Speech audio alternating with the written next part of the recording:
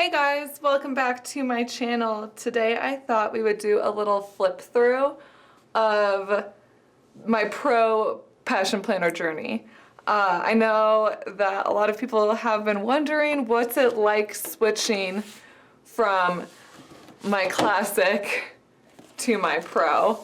And the reason why I made this switch was definitely just to try out the new size. I'm definitely a die-hard classic lover, and I was, I'll admit, a little nervous to switch sizes. It's definitely not that much smaller, but is so much smaller than what I'm accustomed to, especially when it comes to just your daily. I look at this now and I'm just like, whoa, this thing is huge. So I totally understand how the compact users felt when they switched from like a compact to a classic. And before I was like, yeah, you have more space for more things. But now I see you compact users. I totally understand. So there definitely is a little bit of a size difference here. And really the part that I noticed the most was just the width of the daily timelines. That was my biggest struggle, was this space. So I figured we would start on a little journey back in time to August, now that I've been using the Pro for about 2 months. So this was my first spread in my Pro Passion Planner. I was using just a regular Sharpie pen, not the permanent one, Sharpie pen. Don't use the permanent if you haven't gotten that knowledge already. And you can definitely tell, let's pick this up, that I was just writing like how I normally would have written in my classic. You know, my handwriting was definitely bigger, and I struggled to fit as many words as I could fit in the daily timelines in my classic and my pro, and a lot of my to-do list items ended up taking 2 lines instead of 1 line. And so that was really hard because then I would run out of space, you know. And it's the funny part is you're like, yeah, like it's smaller, but like it's still the same number of lines. It's still 6 a.m. to 10:30. That's the same number of lines that's in the classic. So like you have the same space. It's just smaller, right? That's what I would tell myself. But reality is, it is smaller and you don't have as much space. So I definitely struggled with the writing portion. So as we go on, you can kind of see, I go back to like my Micron, the 01 Micron pen, which is my go-to favorite pen. Went back to that because that was a finer tip, you know, but I still kind of struggled with writing smaller, because that was a challenge for me because I have naturally larger handwriting. So then, you know, I'm really just trying to figure out my layouts because it is a little bit different now that things take up 2 lines instead of 1 line, and just really trying to get comfortable with it. When we get to this spread, you can see where I'm writing with the Micron pen, but then you can see I picked up some finer tipped pens, and I believe the pen I picked up, I have my whole case of pens, because if you remember, I went through a pen phase where I was gonna find the perfect pen for my Pro Size Passion Planner, and the first, it's probably not even in here, the first fine tip pen that I found was this Monoplice. I took French, right? And it is a super teeny tiny super teeny tiny ballpoint pen. And so I fell in love with it because I was like, oh my gosh, look how much stuff I can fit in there with this tiny pen, and I can just write a little bit smaller and everything will be fine. So this one pen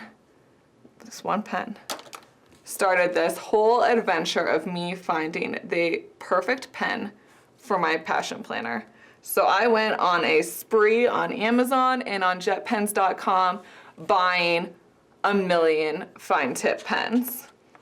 So you can see over time, there's some September. me testing out with different kinds of pens and highlighting them and seeing if they smudge. And you can see I even did like a today's pen section, and I did a whole Instagram spread story, whatever, of the CBD pen of the day. So if you do want to look up some of the pens that I looked at, just search the hashtag on Instagram, CBD pen of the day, and you can see all the posts. I didn't even get all of the pens on there because I just got kind of bored with it. But if you want to see more pens, like, maybe we can bring it back. We'll see. It's just one of those things that if you keep posting the same thing over and over again, people get a little tired of it. So I stopped doing it. But anyways, you can see now that my handwriting has adjusted to the size of the Pro, and I didn't even like really realize that this was something that I was doing, and that I'm able to fit more words in the daily timelines than I could before. And then you see me testing out with different layouts where I use the timelines as a checkbox instead of doing like a checkbox in this space, just to add that little extra space so I can fit more writing in. And then you can see that this is the current spread that I'm on, where I'm continuing to use the hourly timelines as a checklist, which I really enjoy doing.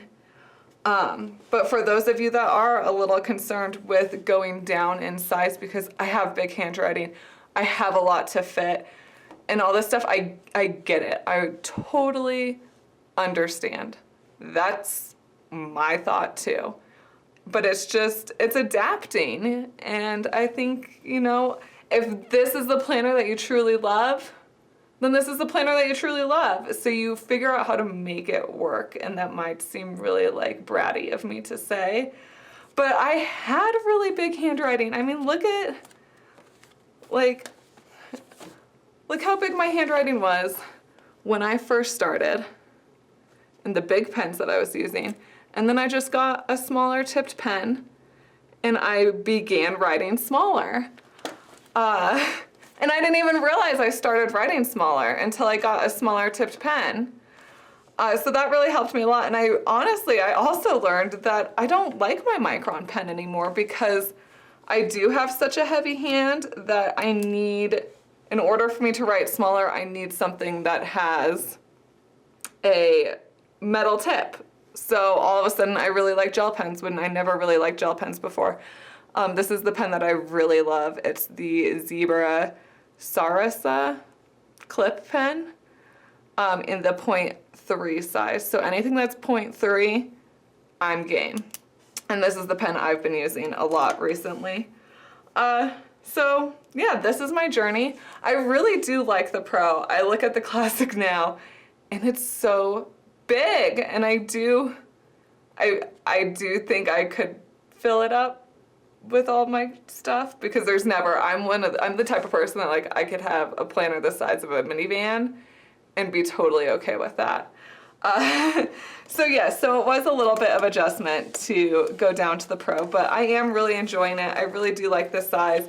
I love the updated typeface and how this has all been updated.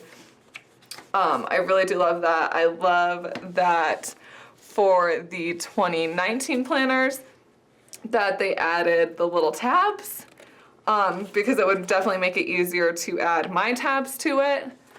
So I love that, and I love the dot grid paper in the back. I've been using that for some fun things.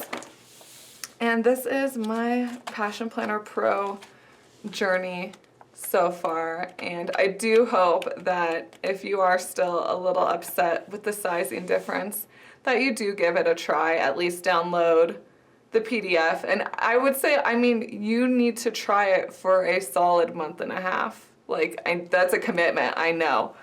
But you'd be surprised how much you adapt to being in a different size. Again, these are all my opinions, and if you have any questions about me switching from a Classic to the Pro size, or any other Passion Planner related questions, please leave them in the comments. And if you haven't already, please subscribe. Thank you guys.